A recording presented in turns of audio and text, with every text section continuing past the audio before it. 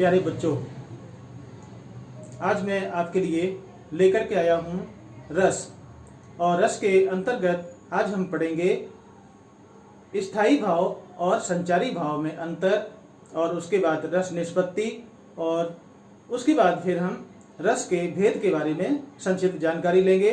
आइए सबसे पहले हम चलते हैं स्थायी भाव और संचारी भाव में क्या अंतर होता है। तो सबसे पहले तो हम देखते हैं स्थायी भाव और संचारी भाव को हमने इस तरह से विभाजित किया है अलग अलग, और अब हम इनके बीच में अंतर देखेंगे। क्या अंतर है? स्थायी भाव उत्पन्न होकर नष्ट नहीं होते। जो स्थायी भाव होते हैं वो हमेशा ही हमारी आत्मा में, हमारे हृदय में, हमारे चित्त में बसे रहते हैं, लेकिन वो सुषुप्त अवस्था में होते हैं, सोते हुए होते हैं, और अनुकूल परिस्थितियां पाकर के ही वो जागृत होते हैं। लेकिन होते हमारे अंदर जन्मजात हैं और अंत तक चलते रहते हैं, वो कभी नष्ट नहीं होते। तो उन्हें हम कहते हैं स्थायी भाव।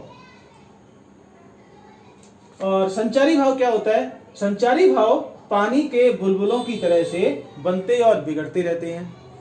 संचारी भाव वे भाव होते हैं जो पानी के बुलबुलों की तरह से होते हैं। आप सभी ने पानी के बुलबुले देखे होंगे।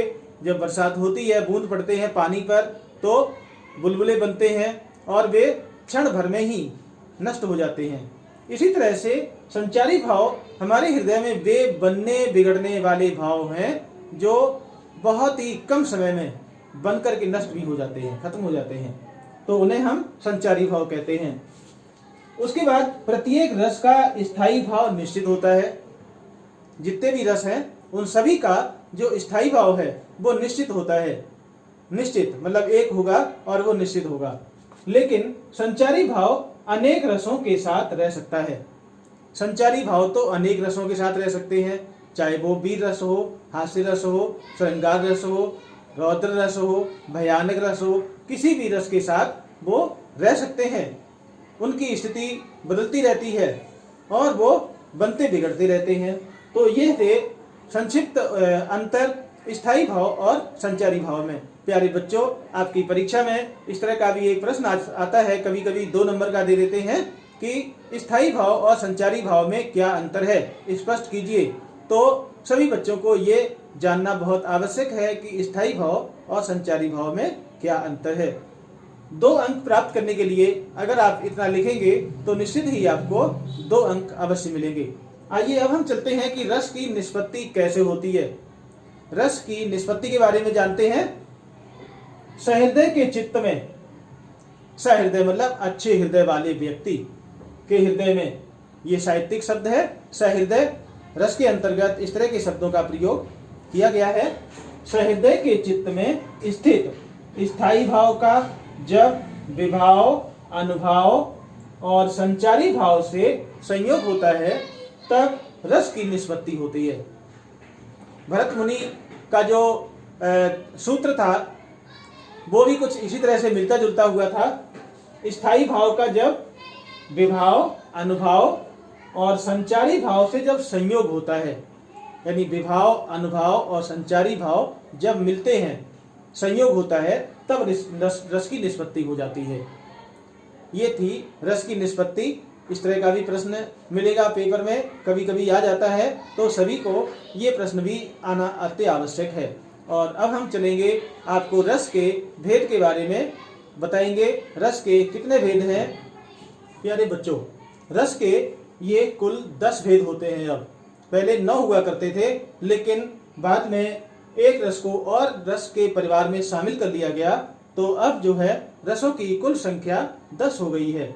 पहला होता है श्रृंगार रस, दूसरा होता है हास्य रस, और तीसरा होता है करुण रस, चौथा होता है रौद्र रस, 5वां होता है वीर रस, और छठा होता है भयानक रस, 7वां होता है बीभत्स रस, 8वां होता है अद्भुत रस, और 9वां होता है शांत रस, और 10वां होता है वात्सल्य रस। तो ये रस का परिवार है और इसके अंतर्गत 10 रसों को मान्यता दी गई है। 10 रस जो है वो यहाँ पर आपको मिलते हैं हिंदी काव्य के साहित्य में। हम इनका परिचय करेंगे। रसों का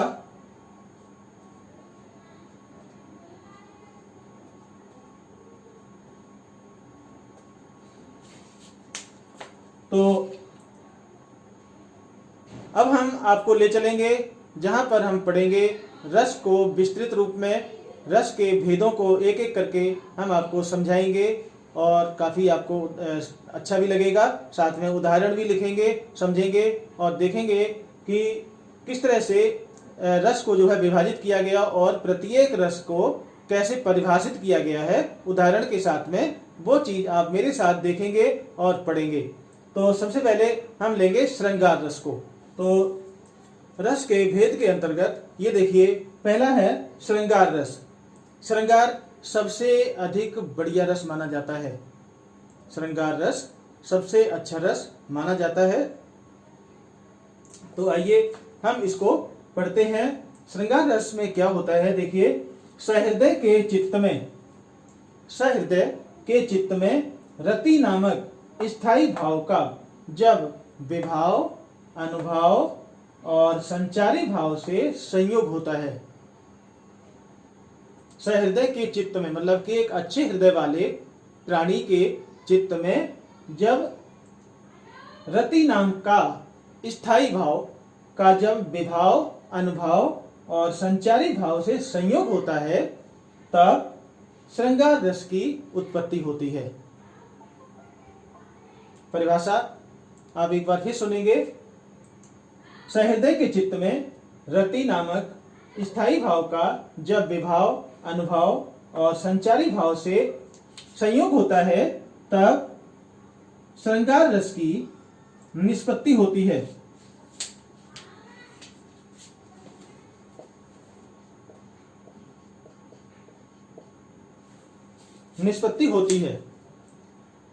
श्रृंगार रस के दो भेद माने गए हैं। श्रृंगार रस के दो भेद होते हैं। पहला होता है संयोग श्रृंगार रस। संयोग श्रृंगार रस क्या होता है, आइए इसके बारे में जानते हैं। जिस रचना में नायक और नायिका का मिलन दिखाया जाता है, मिलन होता है, वहां पर संयोग श्रृंगार रस होता है। ऐसे बहुत सारे दृश्य थे जहां पर कि नायक और नायिका का मिलन दिखाया गया है, कवियों ने उनका वर्णन किया है। उन्हीं में से हमने आपके लिए एक उदाहरण के लिए यहाँ पे देखा है। आइए देखते हैं कि चितवत चकित चहुं दिस सीता, चितवत चकित चहुं दिस सीता, कहीं गए नृप किशोर मन चिंता, लता ओट तब सकिन लखाए, श्यामल गौर किशोर सुहाए। ये जानते हैं कहाँ का वर्णन है? ये उस समय का वर्णन है जब भगवान श्री राम अपने अनुज लक्ष्मण के साथ जब जनकपुर में पदार्पण कर चुके थे और वे उनकी वाटिका को देखने के लिए वाटिका में घूम रहे थे। उसी समय सीता अपनी सखियों के साथ में आती है और वहीं पर सीता का प्रथम मिलन होता है भगवान श्री राम से। तो वहां पर कभी तो वो छिप जाते हैं और कभी प्रकट हो जाते हैं। तो चितवत चकित चहुं दिस सीता, चारों दिशाओं की तरफ सीता देख रही है। कहीं गए नृप किशोर मन चिंता, एक नजर पड़ी थी उनके ऊपर सीता की, तो उसे लगा कि ये यही है जो मेरे जीवन साथी बनेंगे, और फिर वो अदृश्य हो गए। तो सीता के मन में चिंता होने लगी।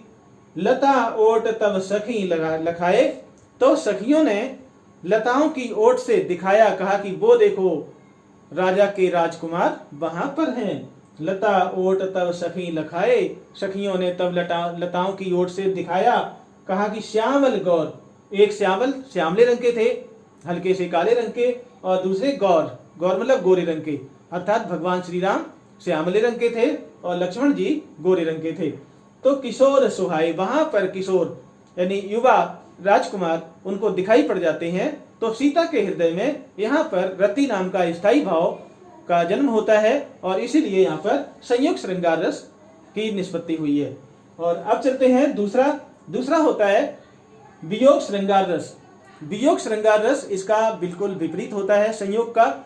संयोग में मिलन दिखाया जाता है और वियोग श्रृंगार में वियोग यानी बिछड़ना दिखाया जाता है। जहां पर नायक और नायिका बिछड़ जाते हैं वहां पर वियोग श्रृंगार रस होता है। जिस रचना में नायक नायिका के वियोग का वर्णन हो, वियोग अर्थात बिछड़ना, अलग अलग हो जाए, तो वहां पर जो है वियोग श्रृंगार होता है। और इसमें क्या होता है कि नायक जो है नायिका से दूर चला जाता है, नायक नायिका से दूर चला जाता है और फिर नायिका जो है उसके वियोग में तड़पती है, या नायिका दूर चली जाती है तो नायक उसकी याद में तड़पता है, याद में, तो वियोग होता है यहाँ पर। तो ये चीजें दिखाई गई हैं, इसीलिए इसमें वियोग श्रृंगार है, श्रृंगार रस है। ये हम उदाहरण के माध्यम से अब देखेंगे। उदाहरण हमने देखे, कितना सुंदर उदाहरण दिया है। बिन गोपाल बैरन भई कुंजे, तब ये लता लगत अति शीतल, अब भई विषम ज्वाल की पुंज। यहाँ पर देखिए उस समय का वर्णन किया गया है जब भगवान श्री कृष्ण मथुरा चले जाते हैं कंस को मारने के लिए, और जब वे वृंदावन को छोड़ देते हैं, ब्रज क्षेत्र को छोड़ देते हैं, तो उनके साथ जो गोपियां रास लीला करती थी, घूमती फिरती थी और कुंज झाड़ियों में छिपते फिरते थे, बांसुरी बजाते थे बैठ करके, तो सभी उनके प्रति मोहित रहते थे, सभी उनको बहुत चाहते थे। लेकिन जब ये चले जाते हैं तो गोपियों की क्या दशा होती है, देखिए। बिन गोपाल बैरन वही कुंजे, बिन गोपाल के, बिना भगवान श्री कृष्ण के, गोपाल भगवान कृष्ण का नाम है, तो बिना भगवान कृष्ण के ये जो कुंजे हैं, अर्थात जो ये कटीली झाड़ियां हैं, ये सब शत्रु बन गई हैं गोपियों की, ऐसा लग रहा है शत्रु बन गई हैं, बैरन हो गई हैं। तब ये लता लगत अति शीतल, तब ये लताएं जो हैं अत्यंत शीतल लगती थी, बहुत प्यारी लगती थी, अच्छी लगती थी। लेकिन अब क्या हो गया है, अब भगवान कृष्ण की याद में ये भई विषम ज्वाल की पुंजें, ये भयंकर अग्नि की लपटों के समान दिखाई पड़ रही हैं। तो यहाँ पर गोपियों का वियोग प्रकट होता है। ऐसा लगता है कि भगवान कृष्ण के याद में वो बहुत दुखी हैं, बिछड़ रही हैं उनसे, इसीलिए ये इसमें वियोग श्रृंगार की निष्पत्ति हुई है। तो इसी के साथ आज का कालांश हम यहीं पर समाप्त करते हैं, और बाकी बचे हुए रस के भेद हम आपको शीघ्र जल्दी प्रस्तुत करेंगे। और बने रहिए हमारे चैनल से, आदर्श शिक्षण चैनल, और देखते रहिए अच्छे अच्छे पाठ और अच्छी प्रस्तुति। इसी के साथ हम आपसे विदा लेंगे। धन्यवाद।